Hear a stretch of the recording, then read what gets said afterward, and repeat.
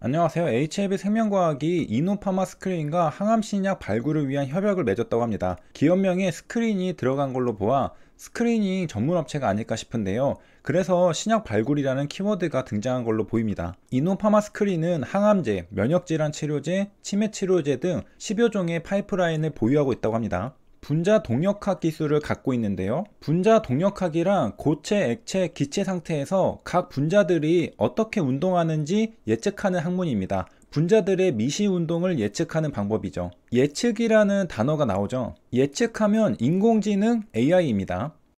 그래서 이노파마 스크린은 인공지능 기반의 분자 동력학 기술을 가지고 있다고 설명하고 있습니다. 그러니까 인공지능을 사용하여 분자들의 움직임을 예측하는 기술을 가지고 있다는 겁니다. 거시세계가 아니라 미시세계의 움직임을 예측하는 기술입니다. 분자들이 얼마나 많겠어요? 사람이 눈으로 데이터를 하나하나 분석하고 예측하기는 불가능할 겁니다. 그래서 컴퓨터의 힘을 빌리는 것이죠. 원자나 분자들이 일정 기간 상호작용하게 합니다. 그리고 그 결과로 나타나는 움직임을 계산해서 운동을 예측하는 방법이 분자 동력학입니다. 이 과정에서 컴퓨터를 이용한다는 것이고요. 원자와 분자들이 상호작용하게 만들면서 그 움직임을 관찰하고 인공지능을 통해 어떤 패턴을 찾아내는 것 같습니다. 이노파마 스크린은 단백질 상호작용 분석 시스템도 갖고 있다고 합니다. 기본적으로 원자, 분자, 단백질들을 상호작용 시켜보면서 어떤 움직임을 분석하는 것이죠. 원자, 분자, 단백질들이 혼자 단독으로 있을 때는 아무것도 알 수가 없습니다. 우리가 어떤 데이터를 뽑아낼 수는 없죠.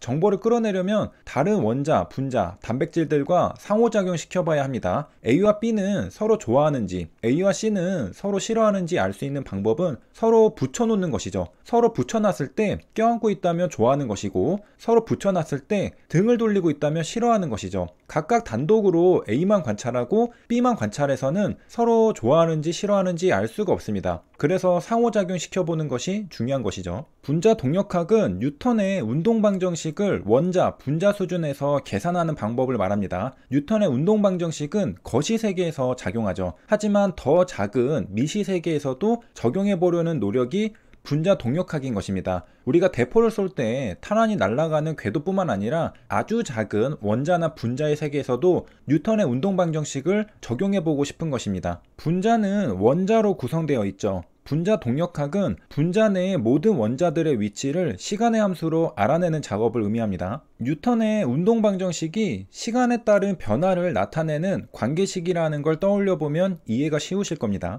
뉴턴의 운동방정식이 바로 그 유명한 F는 ma죠. 뉴턴의 운동법칙 제2법칙은 가속도의 법칙이라고 불립니다. 뉴턴의 제2법칙, 가속도의 법칙을 나타내는 이 방정식을 바로 물체의 운동방정식이라고 말합니다. 여기 시간이 어디 있느냐? 가속도 A에 대한 정의를 풀었으면 dt제곱이 나옵니다. 가속도가 바로 시간에 대한 2차 미분 방정식이죠. 위치를 시간으로 미분하면 속도가 나오고 속도를 시간으로 미분하면 가속도가 나오죠. 속도라는 게 시간당 얼마의 거리를 가느냐를 말하는 개념이죠. 가속도는 시간당 얼마의 속도가 더 붙냐를 말하는 것이고요. 그러니까 F는 ma에 시간 t가 숨어 있는 것이죠. dt가 보이죠? 이 방정식을 풀면 물체의 운동을 구할 수 있습니다. 가속도는 힘에 비례하고 질량에 반비례한다는 법칙입니다. F는 ma를 보면 F 힘과 a 가속도는 비례한다는 걸 알 수 있습니다. 반면에 m 질량과 a 가속도는 반비례한다는 걸 알 수 있죠. 그래서 우리가 뉴턴의 운동방정식을 알게 되면서 시간에 따라 물체의 운동이 어떻게 변하는지도 알게 되었던 것입니다. 참고로 뉴턴의 제1법칙은 관성의 법칙,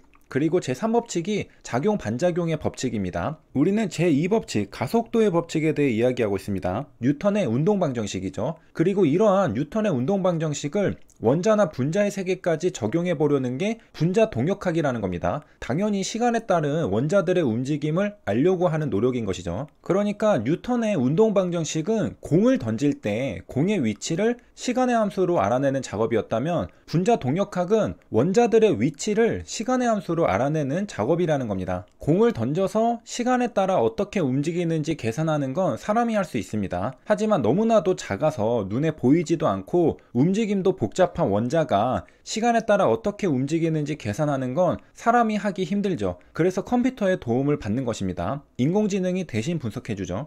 F는 MA를 어떻게 이해해야 하는가? 좀 더 잘 이해하려면 A는 F 나누기 M으로 이해하는 게 좋다고 합니다. F는 MA를 식 그대로 받아들이면 질량의 가속도를 곱하면 힘이 생겨난다고 이해할 수 있는데 우리의 경험과 다소 괴리가 있습니다. 그래서 와닿지가 않죠. 그것보다는 A는 F 나누기 M으로 이해하면 우리의 상식과 부합하는 면이 있습니다. 질량이 M인 물체에 R자임 F가 작용하면 물체의 속도가 바뀌죠. 우리가 폐지 줍는 할아버지의 천천히 가는 리어카를 도와주려고 뒤에서 함께 밀어주면 더 빨리 가는 걸 생각해보면 됩니다. 우리가 뒤에서 밀어주면서 힘을 보태주니까 리어카의 속도가 더 빨라진 겁니다. 질량 M이 있는 리어카라는 물체에 R자임 F를 보태주니까 가속도 A가 증가했습니다. 가속도는 시간에 대하여 속도가 바뀌는 비율을 말합니다. 힘을 보태주면 시간당 속도가 증가한다는 겁니다. 그래서 A는 F 나누기 M으로 이해하면 F를 더해주면 비례해서 A 가속도가 증가한다는 걸 알 수 있습니다. 반면에 리어카 M이 무겁다면 가속도가 증가하는 게 더디겠죠. 그래서 리어카 M이 무거울수록 가속도 A가 증가하는 건 반비례하게 됩니다. 현실에서 일어날 가능성은 적지만 상상해보면요. 우리가 뒤에서 리어카를 밀면서 R자임 F를 제공하고 있는데 리어카가 가벼워진다고 하면 리어카의 속도도 금방 빨라질 겁니다. 하지만 시간이 가면서 리어카가 점점 무거워진다면 우리가 아무리 뒤에서 리어카를 밀어도 속도가 빨라지는 정도는 낮아질 겁니다. 이렇듯 F는 MA를 A는 F 나누기 M으로 이해하면 상식선에서 이해할 수 있습니다. 물체에 힘을 주면 가속도가 비례해서 늘어나고 물체가 무거워지면 가속도가 비례해서 줄어듭니다. 이렇게 상식적으로 생각해보면 F는 MA는 너무나 당연한 이야기입니다. 힘을 주면 물체의 속도가 바뀌고 물체가 무거우면 속도가 바뀌는 정도는 작겠죠. 이 당연한 소리를 법칙으로 만들어서 정립한 것이 뉴턴입니다. 뉴턴 전에는 없었다는 겁니다. 그리고 과학이 발전하면서 이제는 원자 수준에서도 뉴턴의 운동방정식을 적용해 보려는 노력이 있습니다. 분자 동력학은 이러한 계산을 통해서 분자 시스템의 시간에 따른 물성을 조사합니다. 물성은 물질이 가지고 있는 성질이죠. 전기적 성질, 역학적 성질, 열적 성질 등을 통틀어 말합니다. 한마디로 우리가 원자의 성질에 대해서 이해할 수 있다는 겁니다. 다시 뉴스 기사로 돌아오겠습니다. 이노파마스크린은 인공지능 기반의 분자 동력학 기술과 단백질 상호작용 분석 시스템을 결합했습니다. 그 결과 신약 후보 물질 탐색에 소요되는 비용과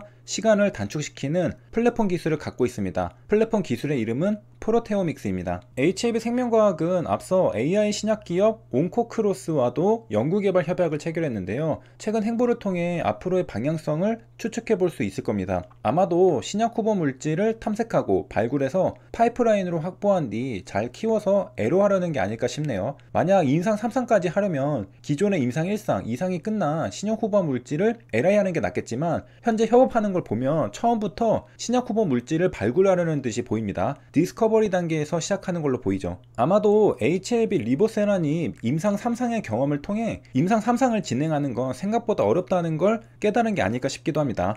그래서 디스커버리 단계에서 신약 후보 물질을 찾고 임상 1상, 임상 2상을 진행하면서 기회가 된다면 애로하는 게 더 낫겠다고 판단했을지도 모르겠습니다. 여기까지 시청해주셔서 감사합니다.